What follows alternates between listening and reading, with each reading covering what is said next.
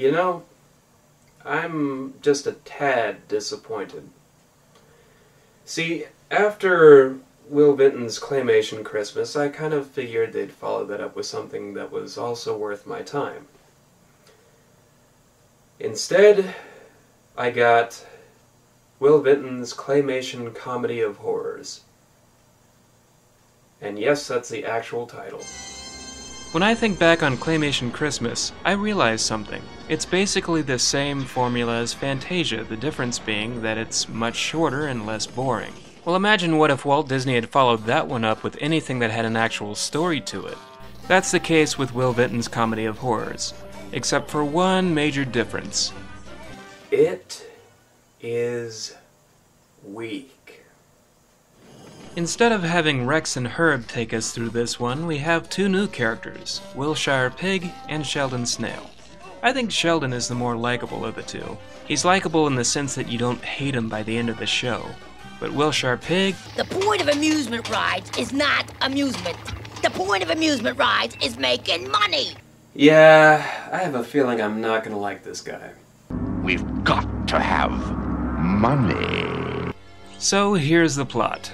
Wilshire and Sheldon stumble upon a strange diary that apparently has the ability to turn your body into a TV set, which informs them that they have won the monster created by Dr. Frankenswine. And Wilshire, being the greedy pig that he is, thinks that somehow owning this monster will earn him big bucks.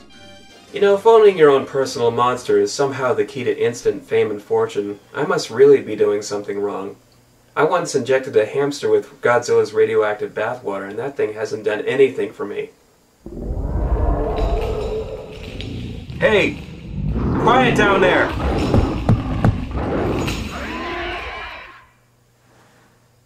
That really didn't happen. And so our two heroes, sorry, did I say heroes? I meant entrepreneurial conmen, set out for the castle of Dr. Frankenswine, following a map on Sheldon's tongue only to find out that it's occupied by scary monsters.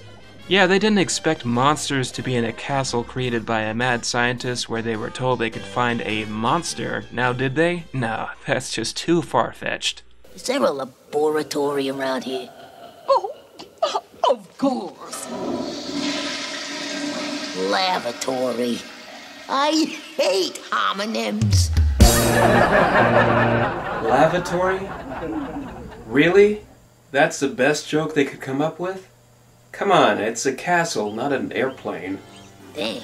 You know what my greatest disappointment is here? We're not even 10 minutes in, and I can see no connection to Claymation Christmas. There's just no comparison. None of the same characters, nothing.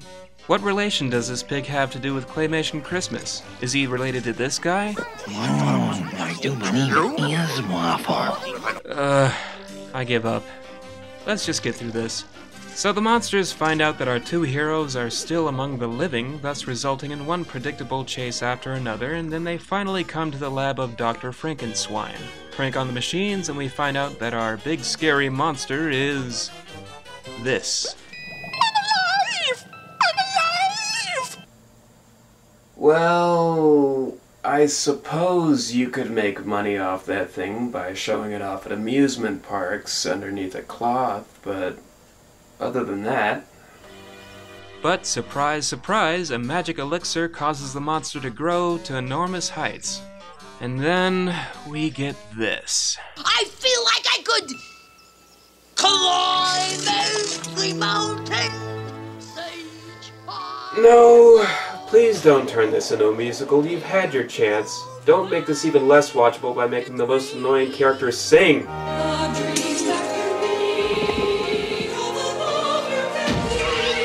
But that desecration of music everywhere comes to a halt when...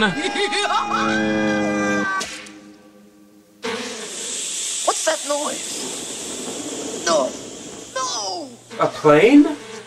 The thing crushes a castle to smithereens just by growing, and now it gets taken down because a plane punctures its nose? What is he, full of air? That makes no sense! And so this poorly conceived follow-up comes to an end, and none too soon. You know, perhaps it's not fair to tie the failure of this one directly to Will Vinton.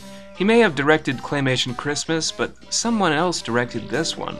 I don't know how much Will had to do with this one other than the executive producer credit, but they slapped his name on it. In the special's defense, I will give it this much. The animation and special effects were actually quite good, and you can tell that everyone involved put an effort into it. The problem lies in the fact that a lot of it's just not appealing to look at. Only one of the lead characters is likable, the jokes aren't funny, and some of it just doesn't make sense.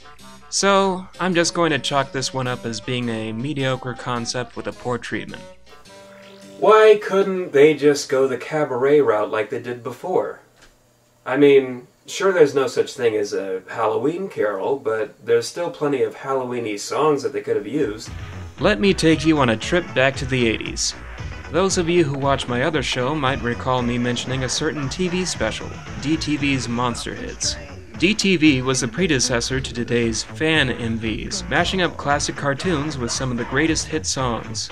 And in this special Halloween episode, they had a ton of great songs. Monster Mash, Superstitious, Ghostbusters, Bad Moon Rising, Thriller, and a bunch of other great songs. This special helped shape my musical taste for years to come, and it's the only time you'll ever hear Donald Duck say this.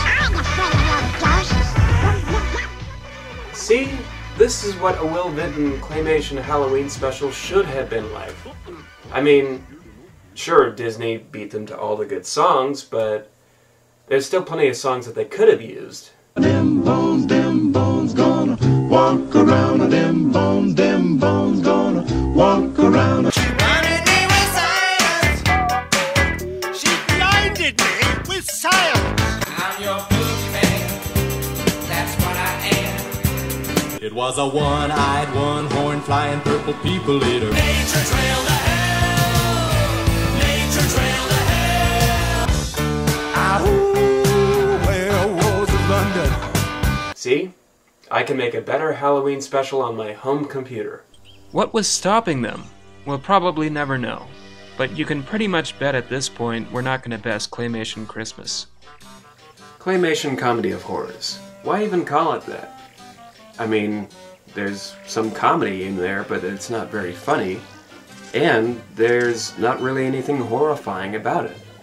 But perhaps there's one special left that could actually be more horrifying.